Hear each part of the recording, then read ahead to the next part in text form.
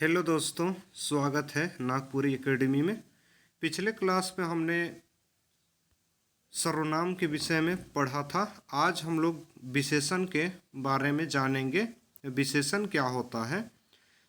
हिंदी के तरह ही विशेषण नागपुरी में भी होता है। आइए देखते हैं विशेषण को। परिभाषा: संज्ञा चाहे सर्वनाम कर विशेषता। यहाँ क्या हुआ? संज्ञा चाहे सर्वनाम कर विशेषता। संज्ञा चाहे सर्वनाम का जो विशेषता को बतलाता है वही जो शब्द वो बताएक वाला शब्द विशेषण कहल जाएला। संज्ञा चाहे सर्वनाम कर विशेषता बताएक वाला शब्द के विशेषण कहल जाएला। यहाँ अगर उदाहरण के तौर पे अगर देखें तो यहाँ आदमी एक क्या है? संज्ञा है। बेस मतलब बहुत अच्छा को बेस बोला जाता है, तो वही बेस आदमी। तो बेस शब्द यहाँ पर क्या हुआ? विशेषण हुआ।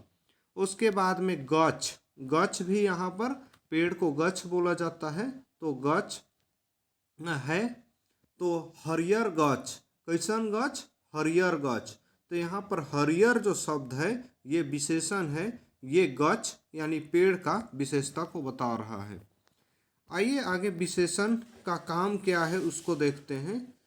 तो विशेषण कोनवे आदमी जिनिस चीज वस्तु कर विशेषता बताएला, उकर कमी बेसी के बताएला, उकर अर्थ के गोटेक सीमा में बांधेला, संख्या कर बोध करवाएला या मात्रा के बताएला। विशेषण का करता है? कोई भी व्यक्ति वस्तु का विशेषता को बतलाता है, उसका कमी को, तो उसका कमी बेसी यानी उसका कमी और जो उसका विशेषता होता है उसको बताता है। उकर अर्थ के गोटेक सीमा में बांधेला। संख्या कर जैसे चार गोड़ मतलब चार पैर वाला, इस टाइप का संख्या का भी बोध विशेषण करवाता है। संख्या का भी बोध विशेषण करवाता है या मात्रा के बताएला। आप विशेषण पढ़ने से पहले एक चीज़ यहाँ समझना होगा कि पारा विशेषण क्या होता है। पारा विशेषण जे शब्द विशेषण कर विशेषता। अब जो संज्ञा और सर्वनाम का विशेषता बताता है उसको तो विशेषण कहा जाता है, किंतु जे शब्द मतलब जो शब्द विशेषण का विशेषता को बतलाता है उसी को पारा विशेषण। यहाँ जैसे चूह चूह पियर, टह इंजोरिया शब्द अपने आप में एक विशेषण है, लेकिन टह उसमें ये इंजोरिया का मतलब को बता रहा। भैंस अंधार है। अंधार जो शब्द है अंधकार के बारे में दिया हुआ है, लेकिन जो अंधकार है वो कैसा है? भैंस की तरह काली अंधकार, बहुत ज़्यादा अंधकार है। तो ये विशेषण है और उसी का विशेषता भैंस बता रहा है। इस प्रकार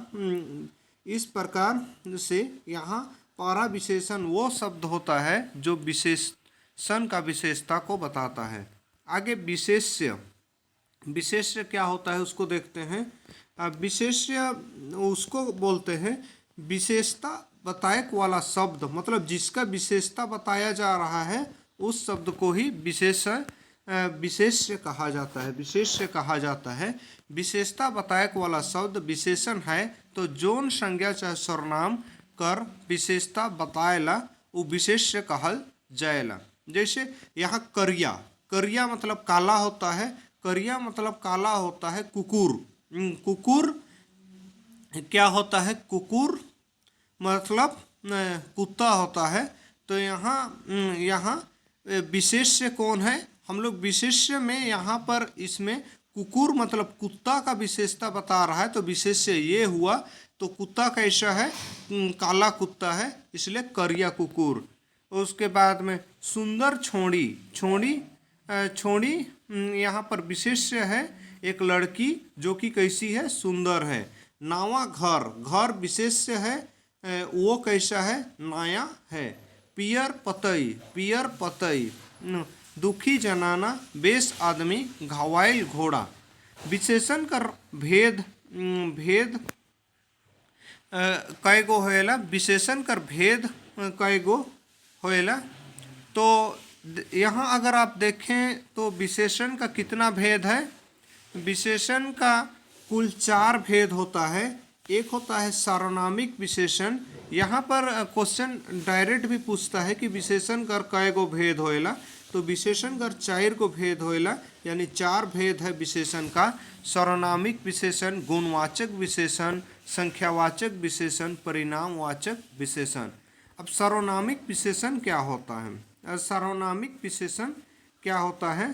तो सार्वनामिक विशेषण सर्वनाम शब्द जब संज्ञा कर पहले आवेला उस सार्वनामिक विशेषण कहल जाएला। सर्वनाम शब्द जब संज्ञा कर पहले आवेला उस सार्वनामिक विशेषण कहल जाएला।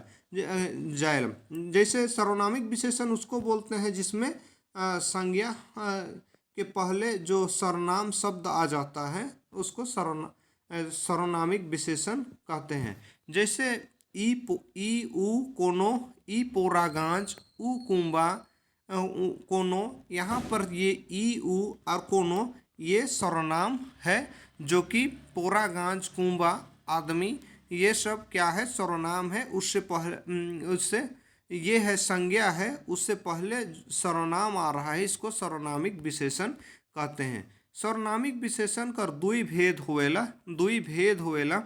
मौलिक सर्वनामिक विशेषण, मौलिक सर्वनामिक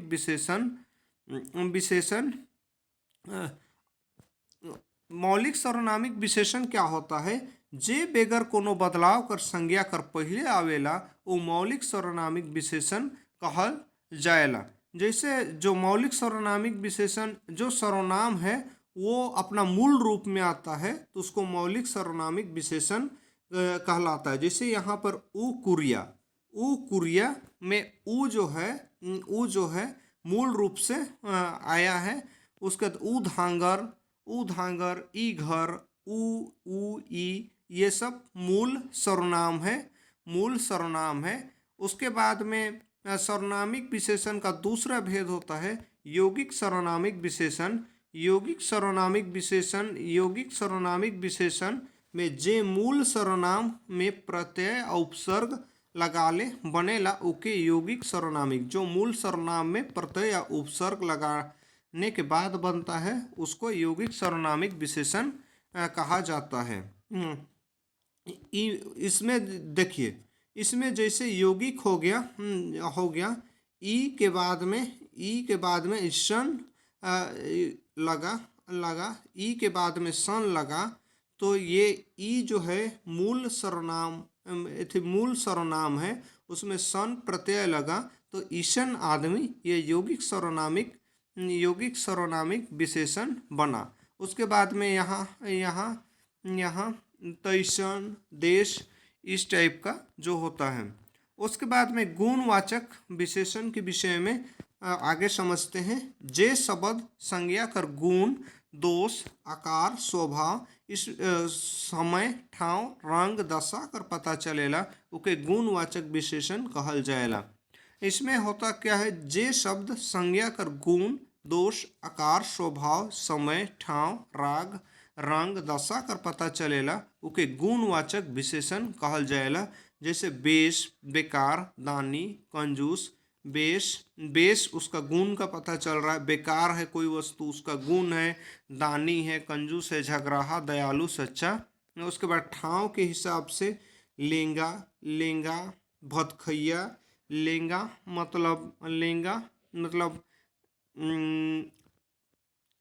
मतलब बायां, भतखैया मतलब दहिना, भीतरी, बाहरी। उसके बाद में आकार में गोल, चाकर, चेप्टा, लांबा, पूरा, भोथर। उसके रंग में लाल, पियर, हरियर, सौब।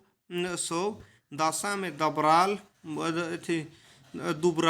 मोठ, धनगर, गरीब, सुखल, भिंजल। समय में नावा, पूर्णा, अगला, पिछला। संख्यावाचक विशेषण जे शब्द से संज्ञा चाहे सर्वनाम कर संख्या कर पता चलेला ओके संख्यावाचक विशेषण कहल जाएला। संख्या का पता चलेला उके संख्यावाचक विशेषण कहल जाएला। चार बछरू, बछरू मतलब 4 गो बछड़ा है। कोरी भर रुपया, कोरी भर रुपया मतलब यहाँ संख्या पता, कोरी मतलब एक कोरी में 20 रुपया होता है, 20 रुपया है उसके पास। सौब छोड़ी मतलब यहाँ पर सौब सभी संख्या को दर्शा रहा है। संख्यावाचक विशेषण कर दुई भेद मानल जाएला। निश्चित संख्यावाचक विशेषण, निश्चित संख्यावाचक विशेषण और दूसरा है अनिश्चित संख्यावाचक विशेषण। निश्चित संख्यावाचक विशेषण संज्ञा चाहे सर्वनाम कर निश्चित संख्या का पता चलेला उके निश्चित संख्यावाचक विशेषण कहल जाएला। निश्चित संख्यावाचक विशेषण कहल जाएला। एगो घोड़ा 6 रुपया, 6 रुपया। एगो घोड़ा मतलब एक ही घोड़ा है, निश्चित संख्या का पता चल रहा है यहाँ पर।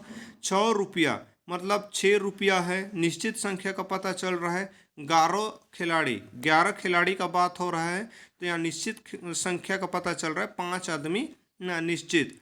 उसके बाद में आगे आता है अनिश्चित संख्यावाचक विशेषण। इकर में संज्ञा और सर्वनाम कर निश्चित संख्या कर पता नहीं चलेला। अनिश्चित संख्यावाचक विशेषण में इकर में संज्ञा और सर्वनाम कर निश्चित संख्या कर पता नहीं चलेला। 100 रुपया, ढेर आदमी कुछ छोड़ा। परिणाम बोधक विशेषण, परिणाम बोधक विशेषण आगे विशेषण का चौथा रूप है। इसमें जो विशेषण से कोनवे वस्तु कर नाप तौल कर बोध होवेला ओके परिणाम बोधक विशेषण कहल जाएला। इकर दो भेद होएला। परिणाम बोधक मतलब जिस विशेषण से नाप तौल का बोध होता है उसको परिणाम बोधक विशेषण कहते हैं। इकर दो भेद होएला। निश्चित परिणाम, निश्चित नाप तौल कर पता चलेला। 5 मीटर लुगा, 2 किलो घी, कोचा भर 5 मीटर लुगा। यहाँ पर निश्चित परिणाम है कि 5 ही मीटर लुगा मतलब 5 ही मीटर कपड़ा है। 2 किलो घी, 2 ही किलो घी है। कोचा भर दाइल। अनिश्चित परिणाम अनिश्चित नाप तौल रहेला, जैसे बहुत दूध 100 धान। दोस्तों इस प्रकार से आज हमने विशेषण खत्म किया। अगले दिन हम व्याकरण के अगले टॉपिक को देखेंगे। धन्यवाद।